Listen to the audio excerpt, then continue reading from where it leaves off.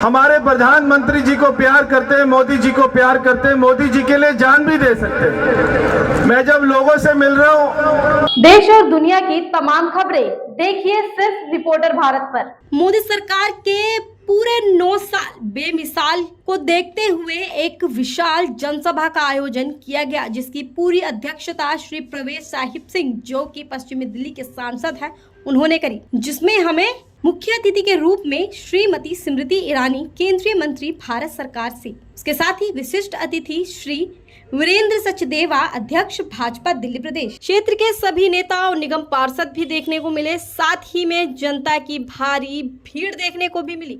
ये जनसभा रविवार को शाम 4:30 बजे की गई थी, जो कि उत्तम नगर टर्मिनल पे आयोजित की गई थी। जैसा कि आप सभी जानते हैं, 2024 के चुनाव नजदीक आ रहे हैं।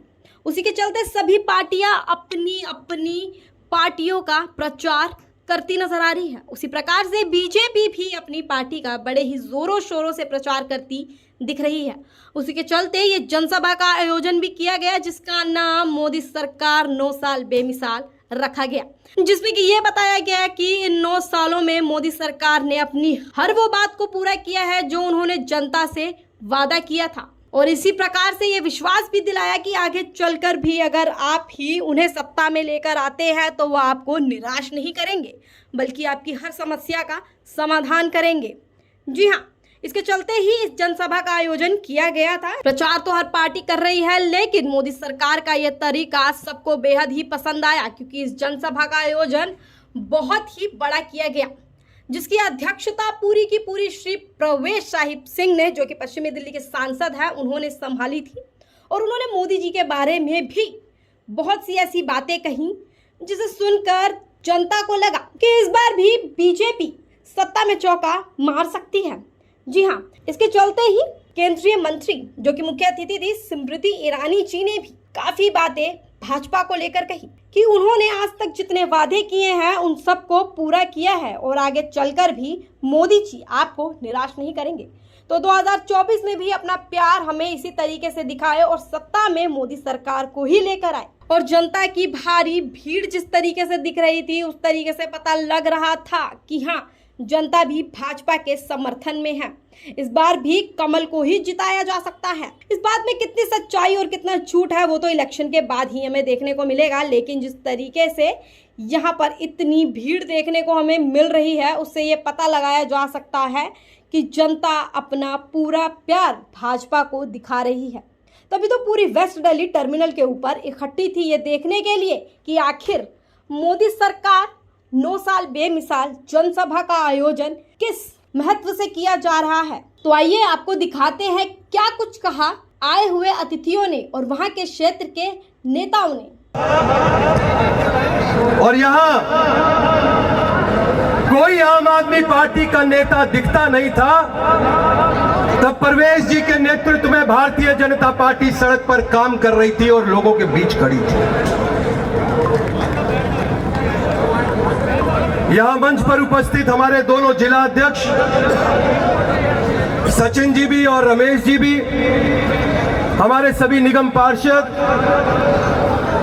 इस लोकसभा के संयोजक वीरेंद्र बब्बर जी तो बताएंगे वो व्यक्ति जब मोदी जी अपने साइंटिस्ट के साथ, अपने वैज्ञानिकों के साथ, अपने डॉक्टर्स के साथ कोविड से लड़ने की बात कर रहे थे, उस समय यहां दिल्ली में झूठे पोस्टर लगाने का काम केजरीवाल कर रहा था और कह रहा था कि वैक्सीनेशन नहीं मिलेगी, आप सब लोग खत्म हो जाओगे। यहाँ उपस्थित सभी गणों को प्रणाम करता हूँ और आज मैं जो कविता बोलने जा रहा हूँ भगवान श्री राम के ऊपर है। ये कविता हमें बताती है कि भगवान श्री राम ने अपने पूरे जीवन काल में कितने संघर्ष किए हैं, लेकिन वो एक भी बार झुकेगा नहीं। तो सहली सारी यातना पर कर्तव्य सर्वोपरि रखा, त्यागशील संकल्प को जिस तरह जीवित रखा। बोलो कहाँ तक टिक सकोगे यदि राम सा संघर्ष हो, यदि राम सा संघर्ष हो। कल मुकुट जिस पर साधना था, कल मुकुट जिस पर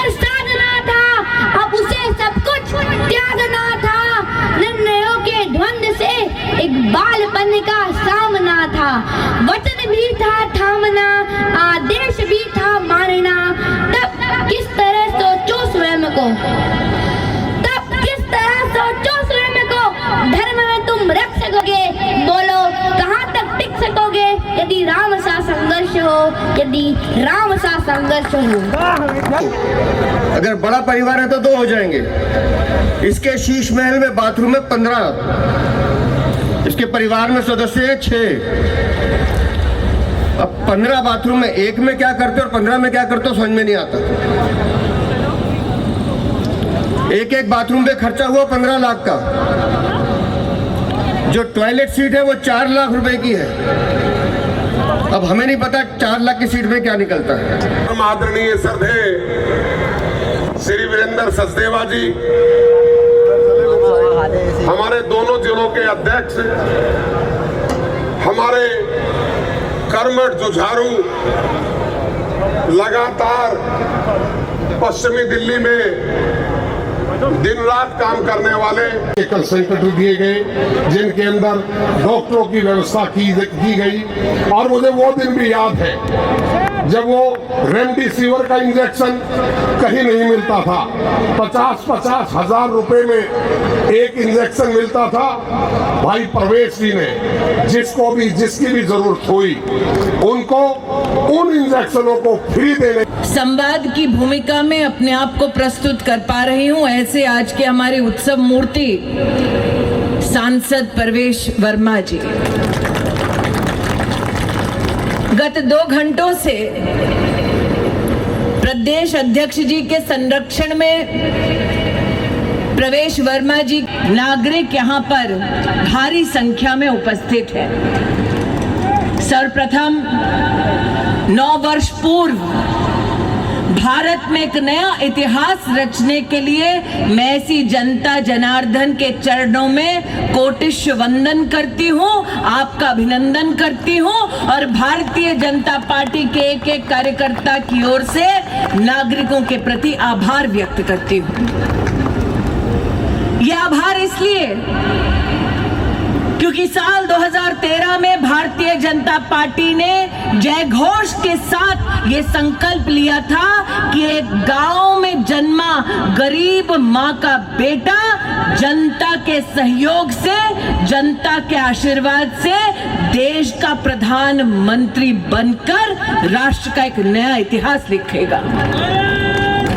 मुझे आज भी याद है साल 2013 में जब भारतीय जनता पार्टी ने यह संकल्प लिया तब कांग्रेस के कुछ नेताओं ने भारतीय जनता पार्टी के कार्यकर्ताओं का उपहास उड़ाते हुए कहा कि गांधी खानदान की चमचमाती हैसियत देखो, इनके सामने कोई चाय वाला देश का प्रधानमंत्री नहीं बन सकता।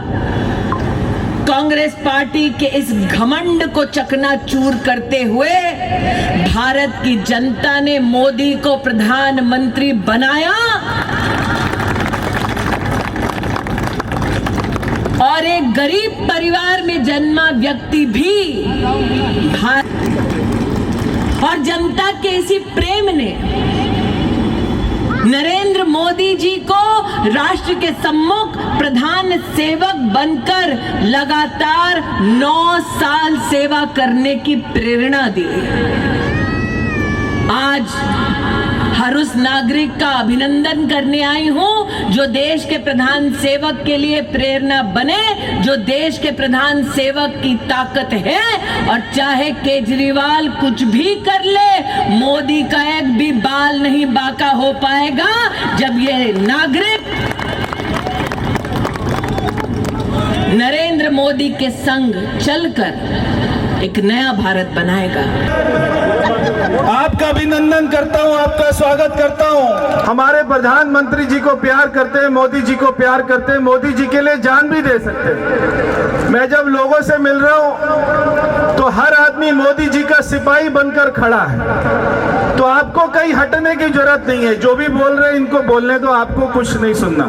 हम सभी जानते हैं कि आज हम केवल स्मृति जी को सुनने आए हैं, वीरेंद्र जी को सुनने आए हैं, उसका उत्सव मना रहे हैं। और आज पूरे देश में आज कहे कोई किसी भी पार्टी का हो, वो भी मगर चाहता है कि लोकसभा में और देश का नेतृत्व केवल प्रधानमंत्री मोदी जी करेंगे।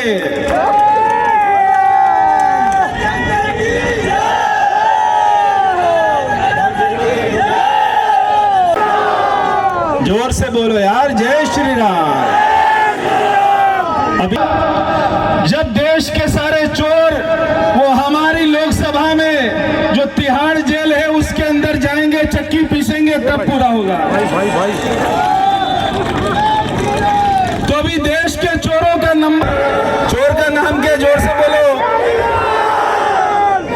और वो चोर अभी जेल में जाना चाहिए या नहीं जाना चाहिए ये भी बताओ। हाथ खड़ा कर वो ढूंढा, 1 साल अधिकारियों के पीछे लगा रहा, तब मैंने डीडीए से जाकर ये 100 फुटा का रोड बना दिया जहां से लाखों लोग निकलते हैं। प्रधानमंत्री के पीछे चट्टान बनकर खड़ी है, मेरे प्रधानमंत्री का कोई बाल भी बांका नहीं कर सकता है। मोबाइल के जमाने में, गेम्स के जमाने में जो आज भी भारत की मूल संस्कारों को अपने बच्चों में संचारित करते हैं, ऐसे माता पिता को नमन है। अपने बेटे को राम का संघर्ष कंठस्थ कराकर उन्होंने समाज पर कृपा की कि मुख्यमंत्री की कुर्सी पर बैठा है एक ऐसा व्यक्ति जो कहता है राम का मंदिर ना बनाओ, मंदिर हटाओ, अस्पताल चलाओ। हमसे कहा गया था कि मुख्यमंत्री जी ने सपने में अपनी नानी जी को देखा है, भव्य राम मंदिर का निर्माण हो रहा है। बड़े ही विनम्रता से कहती हूं, जब भव्य राम मंदिर का निर्माण हो, वो जग को, विश्व को समर्पित किया जाएगा, केजरीवाल जी को निश्चित दोबारा नानी जी याद आएंगे। और ये इसलिए बनेगा दोबारा इस क्षेत्र की जनता भारतीय जनता पार्टी के प्रतिनिधि को नई संसद में भेजेगी। जिस केजरीवाल ने, जिस कांग्रेस पार्टी ने संसद के भवन का बहिष्कार कर दिया, सौगंध है तुम्हें कि उस संसद के भवन में इस लोकसभा यहाँ फिर कार्यकर्ता 2024 में कमल का फूल खिलाएगा। ये संकल्प लेने के साथ बोलो भारत माता की, भारत माता की, भारत माता की। नाम रणजीत सिंह है, मैं डीडीसी से रिटायर हूँ और कई साल से रिटायर हूँ। हमारी पुरानी पेंशन है, दिल्ली सरकार हमें पेंशन नहीं दे रही।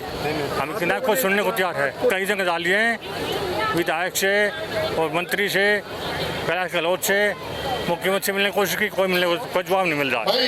इसलिए हमारा अनुरोध है जल्दी जल्दी हमारी पेंशन रिलीज की जाए। इसमें भी औरत भी हैं, बुजुर्ग भी हैं, तो दवाई के लिए हैं, बीमार रहते हैं, उनके दवाई के पैसे भी नहीं हैं, बड़े परेशान हैं वो लोग। इनके लिए जल्दी व्यवस्था की जाए। प्रधानमंत्री कह रहे हैं अनपढ़, वो तो पहले हो चुका, उसके अलावा नहीं आज ही बोला आज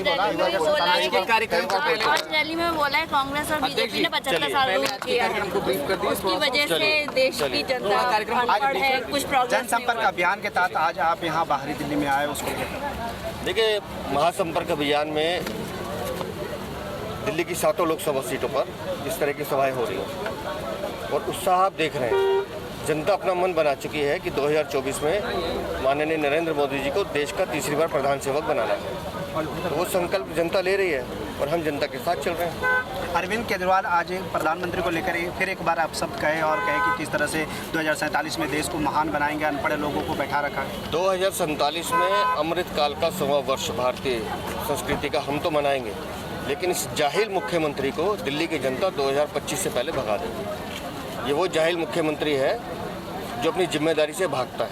ये वो जाहिल मुख्यमंत्री है जो भ्रष्टाचार में लिप्त है। ये वो जाहिल मुख्यमंत्री है जो चोरी और भ्रष्टाचार में दिल्ली की जनता का पैसा लूट रहा है। मुझे जवाब दे केजरीवाल।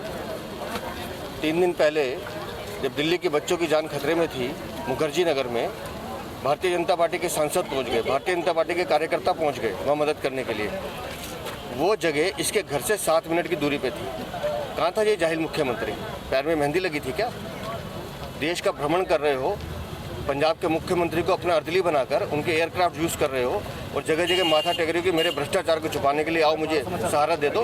तो ऐसे जाहिल मुख्यमंत्री को दिल्ली की जनता भी सहारा नहीं देगी। घोटाले थे उसका जी उजागर किया, उसको लेकर के आप क्या कहेंगे? आज महाजनसंपर्क अभियान के तहत हमारे पश्चिमी लोकसभा में एक बहुत बड़ी विशाल जनसभा का आयोजन किया और उसमें स्मृति ईरानी जी ने अपना उद्बोधन दिया। उन्होंने बताया कैसे मोदी जी ने दिल्ली के लिए क्या क्या अच्छे काम किए और हजारों करोड़ रुपए के प्रोजेक्ट वो हमारे दिल्ली वासियों के लिए लेकर आए हैं। और साथ ही उन्होंने बताया कि कैसे केजरीवाल जी ने जो पिछले 9 साल में उन्होंने कैसे दिल्ली का भट्टा बिठाया है और जब हमारे दिल्ली और देश में कोविड चल रहा था वो अपना शीश महल बनाने में बिजी थे और वो एक यहाँ के दिल्ली वालों के लिए शराब पॉलिसी लेके आए। तो आज अगर दिल्ली में हम देख रहे हैं कि लोगों को आज भी काला पानी मिल रहा है, सारा बदबूदार पानी मिल रहा है, तो केजरीवाल का जो भी दावा है वो आज वो दिल्ली की हकीकत नहीं है।